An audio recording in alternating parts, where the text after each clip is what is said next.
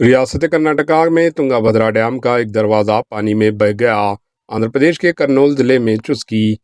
रियासत कर्नाटका के होसपेटा में तुंगाभद्रा डैम का 19वां गेट सैलाब में बह गया, जिसके नतीजे में अब तक लाखों क्यूसेक पानी ज़ाया हो चुका है। 19वें गेट उस वक्त टूट गया और बह गया जब हफ्ते की रात 11 बजे गेट बंद किए जा रहे थे, क्योंकि डैम में सैलाब का काफ़ी पानी जमा हो गया था।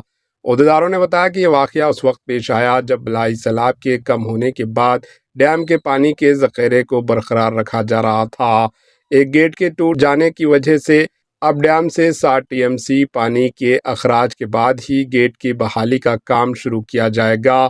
इसके एक हिस्से के तौर पर फ़िलहाल 33 दरवाजे खोले जा रहे हैं और पानी के नीचे छोड़ा जा रहा है। पिछले 70 सालों में ये पहला मौका है जब डैम की हिफाजत से मुताल्लिक इतना बड़ा वाक़या पेश आया। इस वक्त तुंगाभद्रा से शंकाशिला प्रोजेक्ट में 1 लाख क्यूसेक का सैलाब आ रहा है। तुंगाभद्रा बोर्ड के हाकिम ने दरिया के तास के लोगों को चुस्त रहने की वार्निंग जारी की।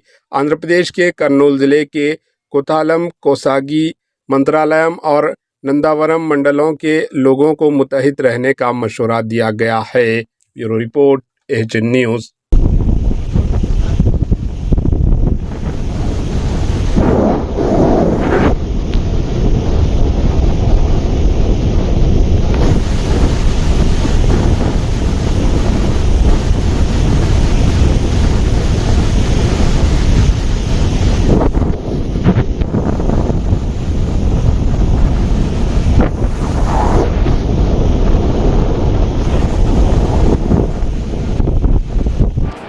एचएन न्यूज़ को लाइक करें, शेयर करें और सब्सक्राइब करना ना भूलें।